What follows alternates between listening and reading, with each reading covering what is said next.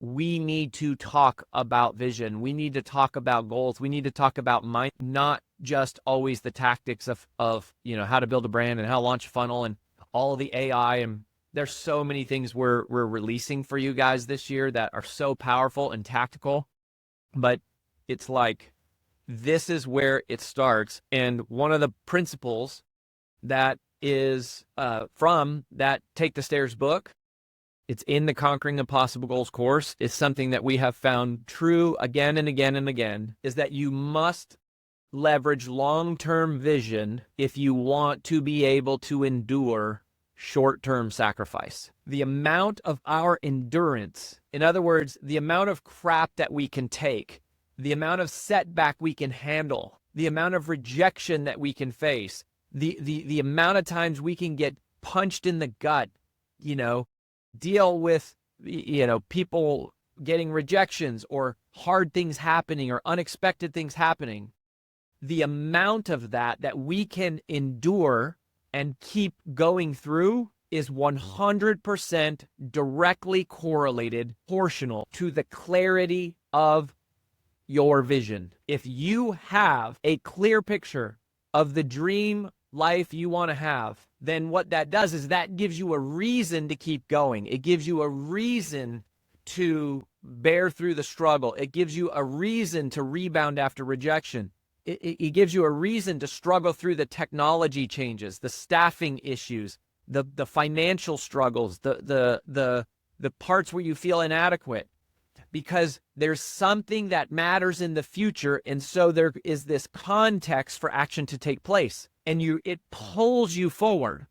You go, what I'm dealing with now sucks. What I'm dealing with now is hard. What I'm dealing with right now is heartbreaking, frustrating, maddening, disorienting, but it pales in comparison to the dream I have for my future, to the goals I have set for my life.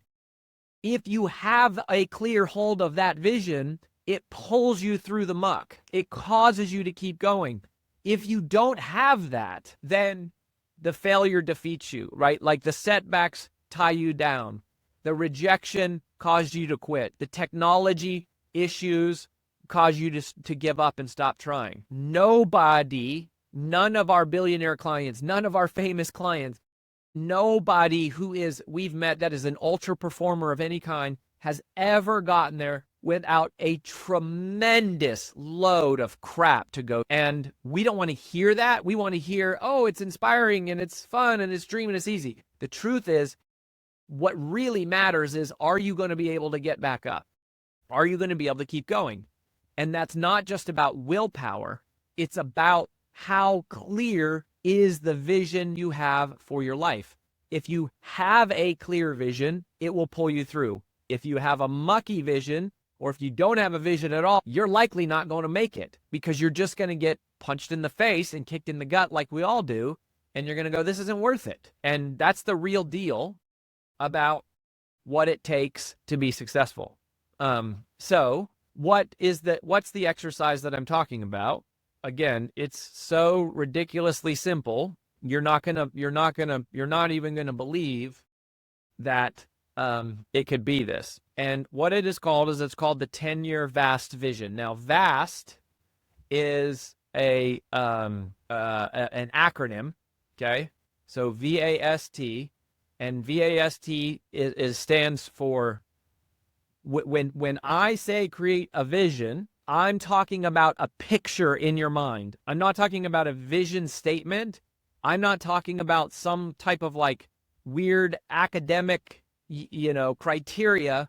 I'm talking in the most simplest forms. What is the picture you see in your future?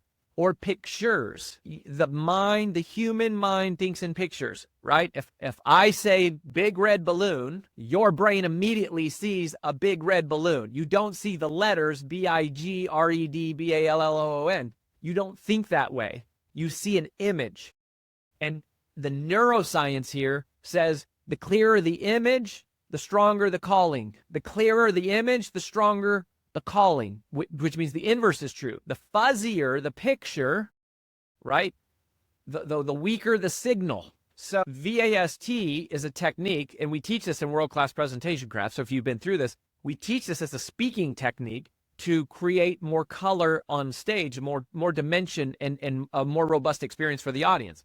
The V stands for something visual that you can see, or things that are visual that you can see. So what you're going to do here is you're going to write out a vision, and you're going to write the things you can see. V. The A in VAST stands for auditory or audible. What are the things that you can hear, right? So you're describing a scene of your future life, and you're talking about what you can hear. The S is what can you smell, and the T is what can you touch, right? Or what can you taste? It's all about the kinesthetic sensory experience, and activating all the human senses, right? The human mind cannot delineate many times fiction from reality. And if you've ever had a nightmare, you've had this experience, right? You wake up, and you wake up in the middle of the night, and what's happening? Your heart is racing, right? You can't breathe. Your hands are sweating. You're stressed. The cortisol is pumping through your veins. Why? Because your brain was living an experience that it thought it was real, and your body responded. So that is what's happening in a nightmare. Well, this exercise is doing that, but it's doing it the other way. It's where you're creating it on purpose. You're creating the mental experience on purpose, and then your body responds and reacts and aligns to the thing that you're creating, just like it does in a nightmare. But a nightmare is sort of like subconscious. It's outside of your control. We're creating the same thing in a positive way. And it's very much neuroscience backed. And so how clear is the picture? And before we even do this, right, I just want you to think about this to yourself. How clear of a picture do you have for what you want in your life? If you can't see it in your mind, I would argue it's highly unlikely to come true in real life. Like, if I can't develop enough courage and persistence and patience and discipline to sit down and first architect the scene in my mind, which could happen over a matter of a few minutes, what's the likelihood that I will endure and embrace years of struggle and strife to make it come true in real life? Probably not very real. On the flip side, if I can create it in my mind, if I can see it visually, my brain, my reticular activating system, my resources all start to fall in line to create and make real the thing that I have created, right? And so I'm just saying, I've done this again and again and again. And we did vision boards. We do vision boards with our kids, right? 8 and 6 years old. We're sitting down, cutting out. It's a New Year's Day tradition. We sit down and we bring out magazines and we cut through them and we talk about it. Not just because the data says you're more likely to achieve goals if you write them down. Not just because every single person in the history of personal development who has ever been successful talks about the importance of goals and why you need them and you need to have them, but because of our personal experience of going, if I can see it, I can achieve it, I can be it, I can become it. If I can't see it, it's less likely to come true, far less likely to come true. Because if I can't see it, I can't believe it.